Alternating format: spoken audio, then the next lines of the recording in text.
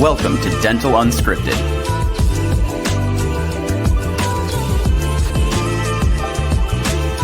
Where Mike Dinzio and Paula Quinn break down the practice ownership journey, one episode at a time.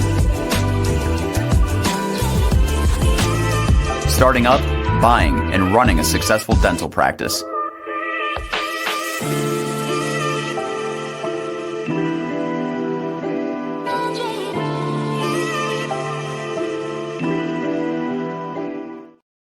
What up, guys? Another episode of Dental Unscripted. I'm Mike Dinzio. We also got a few other folks in the house today. So Paula, of course, the newest co-host to the program. What's up, Paula?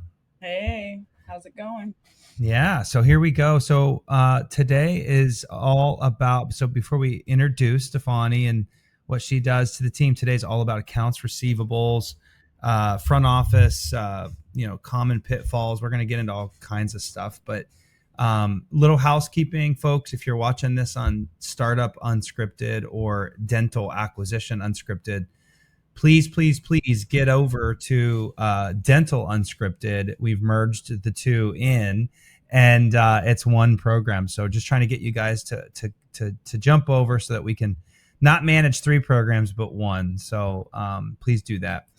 But without further ado, let's get Paula. Paula, can you please introduce our special guest and one of our favorites at Next Level? Who else is on the program today? Well, when I don't know if she loves my intros, but I'll intro her. Oh no, my intro with her is about the same as it is with mine. I always just say, Stephanie's everything front office.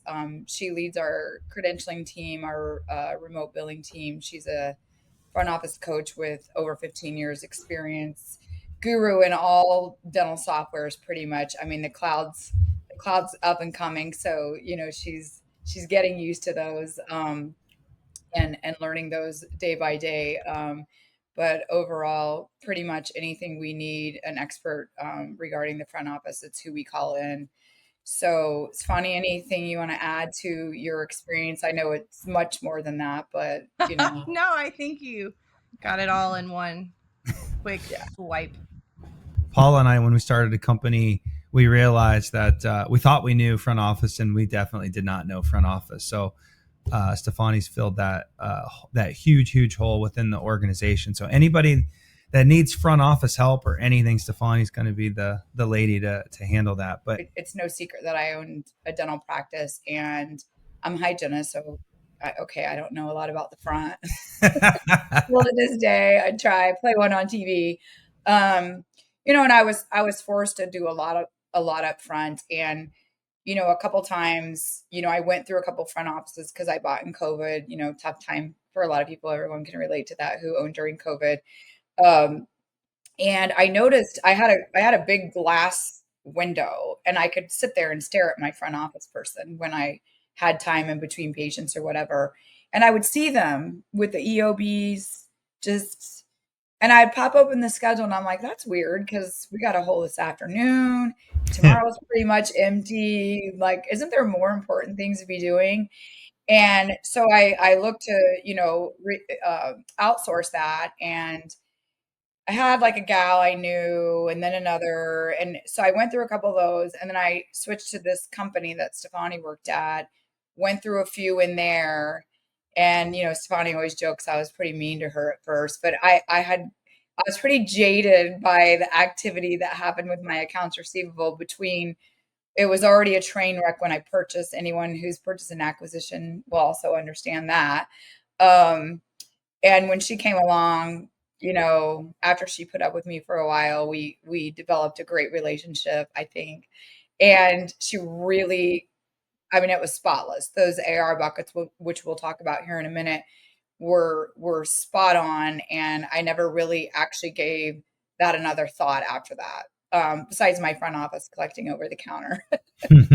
And so when I was leaving on my way out, when I sold my practice, she could probably tell the story better than you, but I'm essentially like poking at her, asking her questions. And then finally it was like, hey, you want to check us out and come with us. And that was the end of the story. I don't know if it was this episode how to steal employees from other companies, or Because I know Both I of didn't you are steal it top from of the another list. it wasn't from another dental practice for all you dentists watching. they're like, wait, this is their whole game plan is be coaches and steal their best employees. That's Yeah, funny. no. Really, the purpose of that story was just to say, not all billers are created equal, and we'll get into, why the front office probably shouldn't be doing it. I mean, there's more than one reason, unless, I don't know.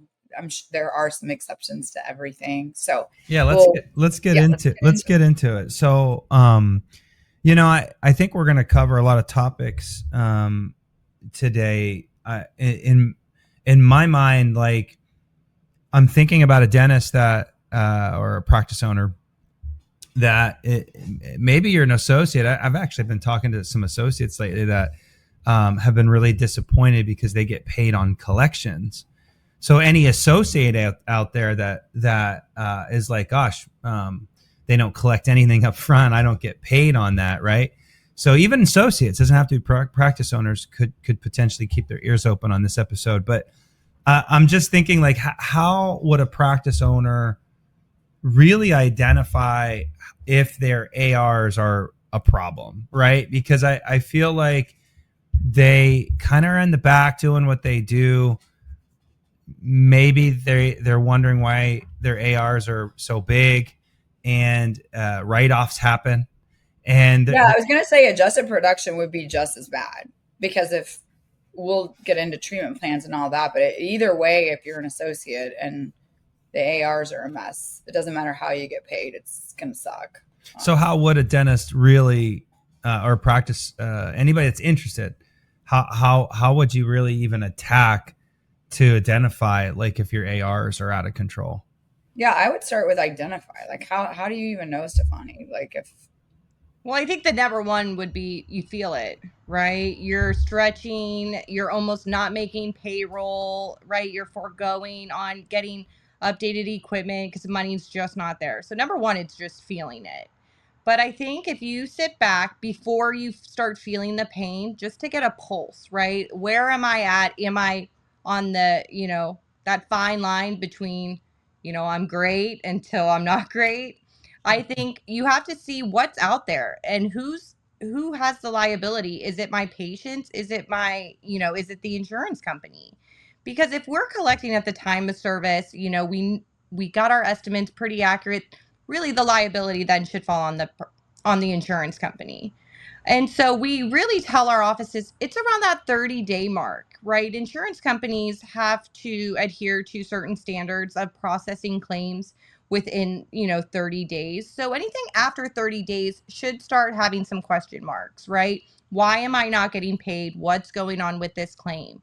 So we tell our providers, what's that number look like? How many claims are in these buckets? Because ideally no more than 30% should be over 30 days aging. 30%, no more than 30%. That's an of average your office claims. 30% of outstanding claims should. So in the can you break it down even more? Is there the third, the over 30, the over 60, and the over 90? Because you're talking about claims, right? So yeah, well, I think sometimes when it goes to 90s, it goes to die, right? Like it. Hey guys, Mike Dencio here with Dental Unscripted. Just reminding you guys that, hey, the full episode is over at Dental Unscripted. You might be listening and actively listening to our other channels, but I want to make sure you get over to our new channel that we're condensing and consolidating everything into. It's called Dental Unscripted. You can catch that on Apple, Spotify, YouTube, whatever you're into. But I don't want you to miss any future releases. It's super important that you subscribe. So check that out right now. The entire vision of Dental Unscripted is to bring you guys practice management tips, along with what we've been putting out with startup and acquisition tips. We're now getting a lot of you guys that own practices, and there's a lot to tell you guys about as it relates to owning and running and managing your first time owning a practice. So again, thank you so much for being a part of the program. I've been doing this, since COVID, almost 5 years now, and we love it. It's a passion of ours. We feel like it's a way for us to give back. And anyways, I would hate for you guys to miss out on any future episodes. So if you're into this episode and don't want to miss any others, jump over to Dental Unscripted, and we'll see you over there. All right, guys, take care. Bye-bye.